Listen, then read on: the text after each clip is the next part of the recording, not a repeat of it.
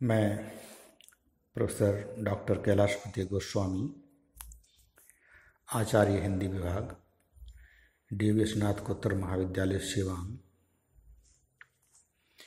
आज स्नातकोत्तर हिंदी सत्रांश द्वितीय के लिए पत्र संख्या 8 पर कुछ चर्चा करने जा रहा हूँ। इस पत्र में जैसा कि जानते हैं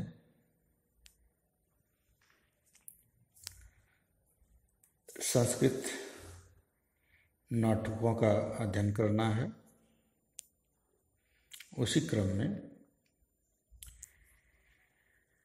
भवभूतिकृत उत्तर रामचरित का हम लोग पारायण कर रहे हैं। पिछली कक्षा में उक्ति संख्या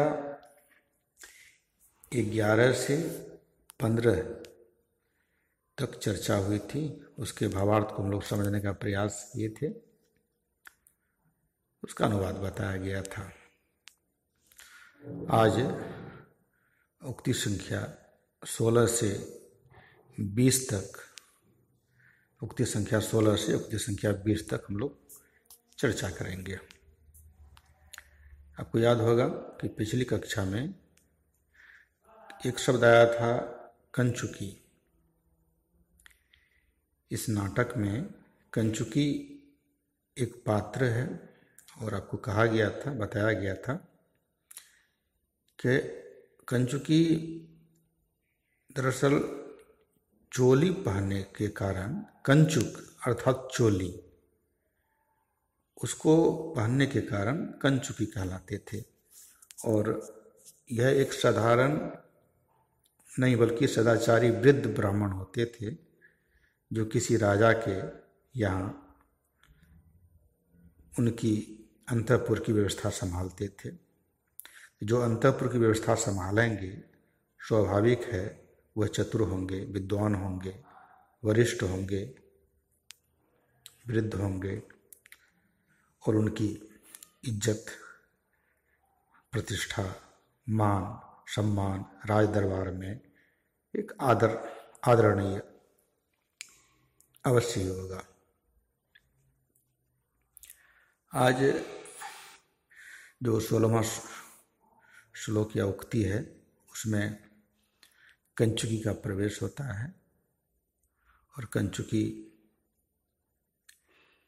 के मुँह से रामभद्र का प्रयोग होता है। रामभद्र, जो राम भगवान श्री राम को संबोधित करते हैं कंचुकी रामभद्र कह करके। तो मैं फिर बता दूं इस संदर्भ में कि नाटक में जो छोटी श्रेणी के लोग राजकुमार को भद्र कहते हैं। भद्र हुआ या सौम्यमुख इत्यादि शब्दों से संबोधित करते हैं। इसी शब्द से राजा दशरथ के समय वृद्ध कंचुकी, जो वृद्ध हो चुके हैं, राजकुमार राम को संबोधित करते हैं भद्र। चूँकि बचपन से ही राम को भद्र भद्र कहते आ रहे हैं, रामभद्र। और यह अलग बात है कि अब भगवान श्री राम राजकुमार न होकर राजा हो गए, उनका राज्याभिषेक हो गया है, अब राजा हो गए हैं। लेकिन व्यवहार में होता क्या है, जो सामान्यतः कोई वृद्ध हैं, बुजुर्ग हैं, वरिष्ठ हैं घर के सदस्य, तो प्राय जो बच्चों को जिस नाम से या जिस शब्द से उच्चारण करते हैं, संबोधन करते हैं, पुकारते हैं, तो वह प्राय आदत बनी रहती है अंत तक। राजकुमार राम, भगवान राम के लिए भी रामभद्र शब्द का संबोधन हुआ है। और अब चूंकि राजा राम, राजकुमार राम न होकर राजा राम हो गए हैं, अतः रामभद्र का प्रयोग राजा राम के लिए जब कर रहे हैं कंचुकी, तो उनको संकोच होता है। और इस संकोच को भगवान श्री राम, राजा श्री राम समझ जाते हैं। फिर उनको टोकते हैं कि नहीं, जैसी आदत पहले से, जैसा अभ्यास है उसी तरह कहिए।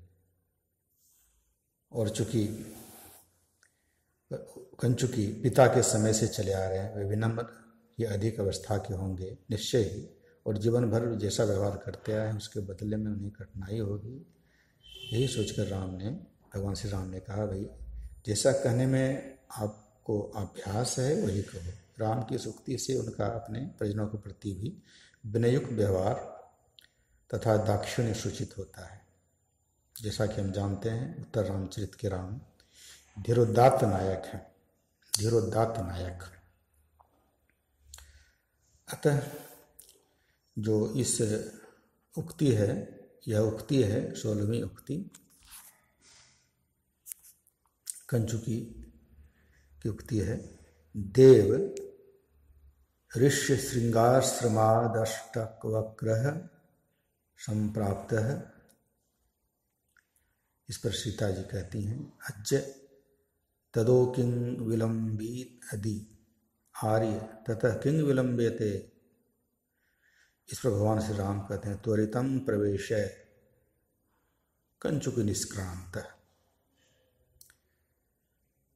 इसका अनुवाद है कि कंचुकी का प्रवेश होता है और कहते हैं, हे देव।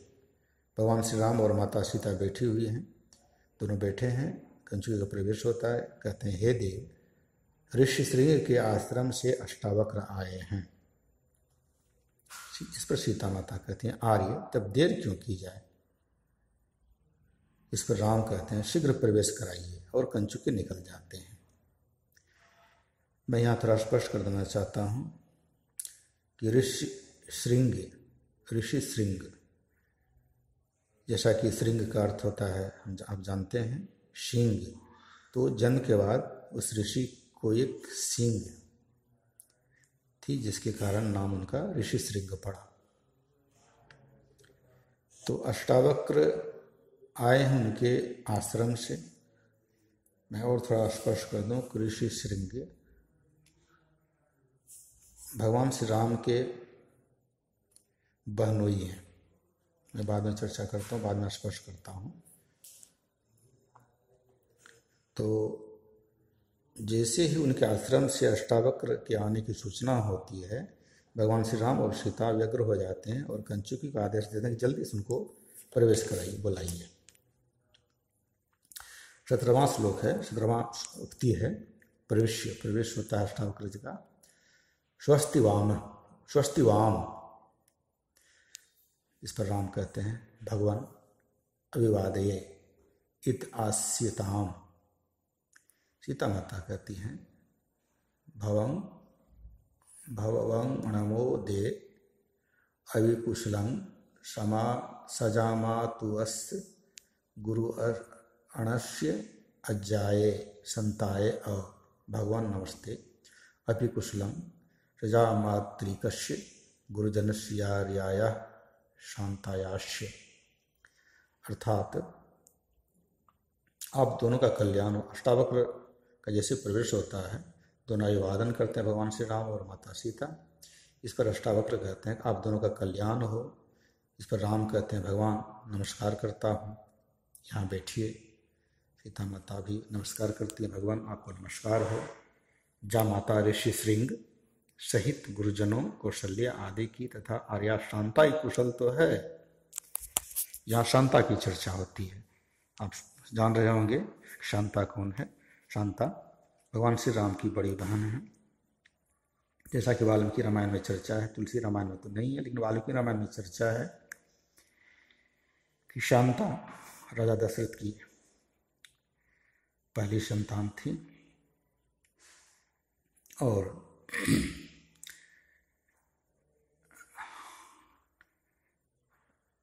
आर्य सुमंत के कहने पर उनका विवाह ऋषि श्रृंग से करा दिया जाता है। और जब कुछ दिनों बाद तक राजा दशरथ को कोई संतान नहीं होती तो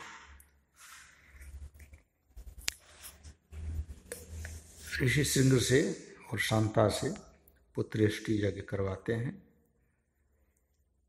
जिसके फलस्वरूप राजा दशरथ को 4 पुत्र उत्पन्न होते हैं, उनके घर पैदा होते हैं। यहाँ पर अभिवादन होता है। इस पर अष्टावक्र आशीर्वाद देते हैं, दोनों का कल्याण हो, आप दोनों का कल्याण हो। इससे पहले सीता माता अपने पति के बहनोई ऋषि श्रृंग और अपनी ननद शांता और अपनी सासू माँ कौशल्या आदि का कुशल क्षेम पूछती हैं। अगला श्लोक है, अगली उक्ति है, अगला कथन है राम के द्वारा।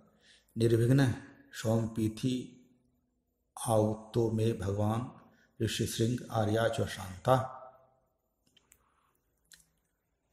अर्थात सोमपान करने वाले श्री राम भगवान पूछते हैं अष्टावक्र से कि सोमपान करने वाले मेरे बहनोई भगवान ऋषि श्रृंग और आर्या शांता कुशल तो हैं, सभी कुशल तो हैं। सीता भी पूछती हैं अद्ये वा सुमरेदि अस्मान वा स्मरति। अर्थात हमें याद भी करते हैं या नहीं वे लोग। इस पर अष्टावक्र कहते हैं अत किम देवी कुलगुरुर भगवान वशिष्ठ स्वत्वामिदवाह। अर्थात और क्या है महारानी, कुलगुरु भगवान वशिष्ठ ने तुम्हें यह कहा है। कुछ उनका उपदेश आदेश लेकर आए हैं। मैं थोड़ा और इसको स्पष्ट कर दूं। एक यहाँ पर शब्द आया है सौमविथि, सोमपान। सोमविथि का अर्थ सोमपान करने वाले। जैसा कि आज हम सोमपान का अर्थ जानते हैं मदिरा, सोम का अर्थ मदिरा। लेकिन यहाँ सोम का वह अर्थ नहीं है जो आजकल हम अर्थ ग्रहण करते हैं। मैं स्पष्ट कर देना चाहता हूँ कि प्राचीन वैदिक यज्ञीय साहित्य में सोम का नाम अत्यधिक आता है। यह एक लता होती थी जिसका रस अमृत के समान माना जाता था। इसकी प्राप्ति के लिए, इसका पान करने के लिए देवता भी तरसते रहते थे और प्रायः सभी यज्ञ में इसका पान होता था। और इसी अमृत के समान चूंकि रस होता था, इसकी भूरी भूरी प्रशंसा की गई है वेदों में। और सुश्रुत चिकित्सा स्थान अध्याय 29 में भी इसका विशद वर्णन मिलता है। इसे त्रिदोष अग्नि और परम रसायनी कहा गया है। किंतु खेद है कि आज इसका नाम ही शेष रह गया है, व्यवहारतः पहचान किसी की नहीं। आज इसका अर्थ सोमपान का अर्थ मदिरा शराब के रूप में किया जाता है। हम कह सकते हैं कि इसका अर्थापकर्ष हुआ है, अर्थ का अपकर्ष हुआ है। मतलब जो पहले अच्छा अर्थ था अब सीमित हो गया अर्थ। तो हम लोग चर्चा कर रहे थे 18वीं उक्ति की। भगवान राम अपने बहनोई और बहन शांता का कुशल क्षेम पूछते हैं, सीता भी पूछती हैं। इस पर अष्टावक्र कहते हैं कि सभी ठीक ठाक हैं, प्रसन्न हैं, कुशल हैं और आपकी चर्चा सभी करते हैं।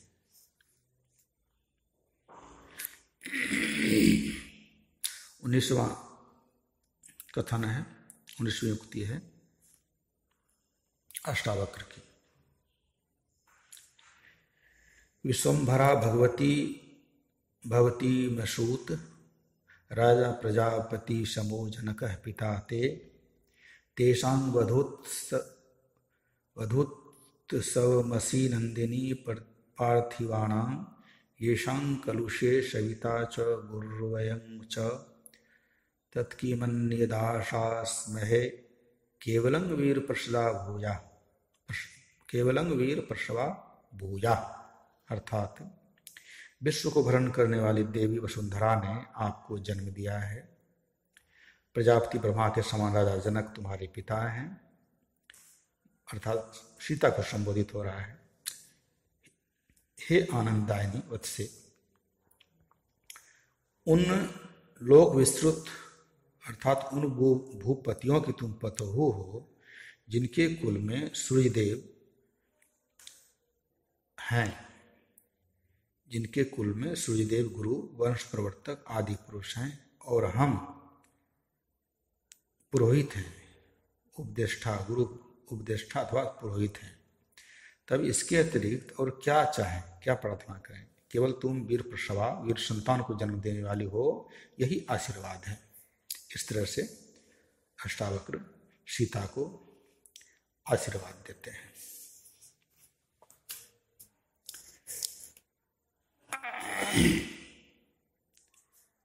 बीसवीं उक्ति है, राम की उक्ति है, अनुगृहीता स्म लौकिकाणां हि साधूनामर्थ वाग्नुवर्तये तते ऋषीणां पुनराद्यानां वाचमर्थोनुधावति। अर्थात श्री राम कहते हैं, हम कृतार्थ हैं, उपकृत हैं, अनुगृहित हुए, क्योंकि लौकिक अर्थात अवैदिक महात्माओं की वाणी तो वस्तु को अनुसरण करती है, किंतु पुरातन अथवा वैदिक या लोकाचार ऋषियों की वाणी तो को वस्तु अनुसरण करती है। इस श्लोक में भाव की शाकुंतल से भगवान वर खलवेश नाशी तथा तव प्रसादस्य पुरस्तु संपद, इन वाक्यों के भाव से तुलना की जाती है। अर्थात भगवान श्री राम अष्टावक्र का अभिवादन कर उनको उपकृत करते हैं कि हम आपके दर्शन से या